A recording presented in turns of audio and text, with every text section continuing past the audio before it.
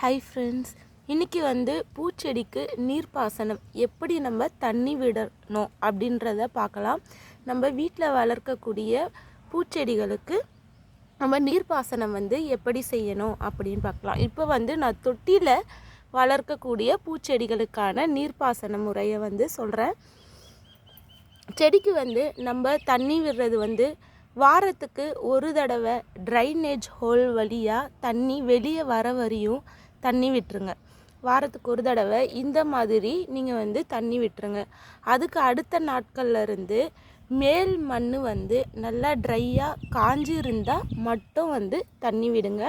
எப்போ மேல் மண் காஞ்சி இருக்கோ அந்த டைமில் நீங்கள் தண்ணி விடலாம்.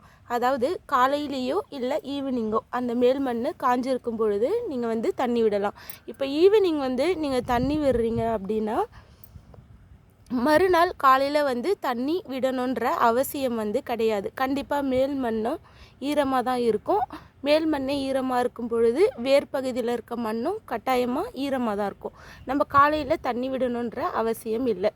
நீங்கள் காலையில் தண்ணி விடுறீங்கன்னா ஈவினிங் தண்ணி விடணும் அப்படின்ற அவசியம் இல்லை. இந்த மேல் மண் காய்ந்திருந்தால் மட்டும் பார்த்து தண்ணி விடுங்க. ஆனால் மேல் மண் காய்ந்திருந்தால் உடனே நீங்கள் அந்த ஈவினிங்கே கண்டிப்பாக தண்ணி விட்டுருங்க. மறுநாள் காலையில் வரையும் வெயிட் பண்ண வேண்டாம்.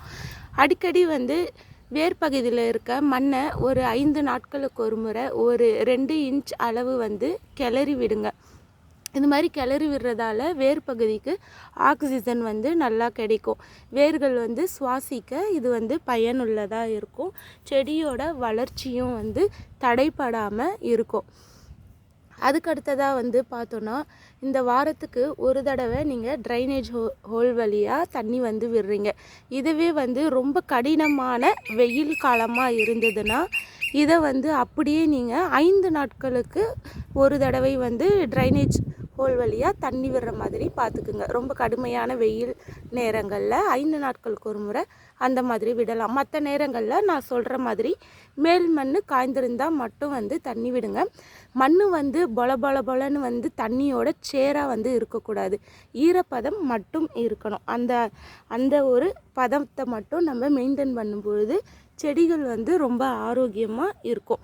அப்படியும் உங்களுக்கு சந்தேகமாக இருக்குது எப்படி தண்ணி விடணும்னு தெரியல அப்படின்னா உங்களோட கை விரலை ஒரு 2 இன்ச் அளவுக்கு நீங்கள் மண்ணுக்குள்ளே கை விரலை விட்டு பார்த்தீங்கன்னா ஒரு 2 இன்ச் அளவில் எந்த அளவுக்கு மண் உங்களுக்கு தண்ணி பதத்தோட சேராக ஒட்டுது அப்படின்னு பாருங்கள். ரொம்ப ட்ரையாக இருந்ததுன்னா நீங்கள் கொஞ்சம் தண்ணி விடலாம்.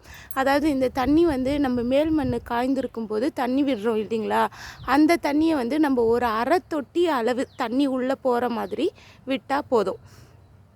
நிறைய ஊற்றணுன்ற அவசியம் கிடையாது. உங்களோட தொட்டி அளவில் அரை தொட்டி அளவு இந்த தண்ணி நம்ம விட்டோன்னா போதும். அந்த மேல் மண் காய்ந்திருந்தால் வாரத்துக்கு ஒரு தடவை நீங்கள் ட்ரைனேஜ் ஹோல் வழியாக தண்ணி வெளியே வர மாதிரி தண்ணி விடணும். 5 நாட்களுக்கு ஒரு முறை மண்ணை நல்லா கிளறி விடுங்க. இது ரொம்ப ஒரு செடி வளர்ச்சிக்கு ஆரோக்கியமான ஒரு விஷயம். இப்போது தண்ணி அதிகமாக விடுறதால என்னெல்லாம் நமக்கு பிரச்சனை வருது அப்படின்றத பார்க்கலாம்.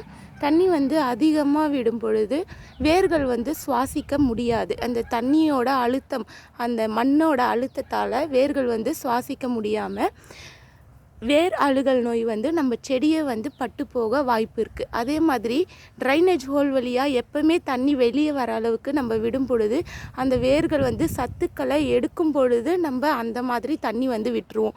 அப்போது எல்லா சத்துக்களுமே ட்ரைனேஜ் ஹோல் வழியாக வெளியே போயிட்டே இருக்கும். செடிக்கு கிடைக்கவே கிடைக்காது. இதனாலேயும் செடி வளர்ச்சி இல்லாமல் சரியாக பூக்கள் பூக்காமல் அப்படியே குன்றியே வளர்ச்சியே இல்லாமல் அப்படியே குன்றி அப்படியே இருக்கும். இந்த மாதிரி பிரச்சனைகள் எல்லாம் வரும். ஸோ நம்ம தண்ணி விடுறத நான் சொன்ன மாதிரி நீங்கள் பார்த்து விடும் பொழுது செடிகள் ரொம்ப ஆரோக்கியமாக இருக்கும். Friends, thank you. அடுத்த வீடியோவில் இன்னும் பல செடி வளர்ப்பில் முக்கியமான விஷயங்களை உங்கள் கூட ஷேர் பண்ணுறேன்.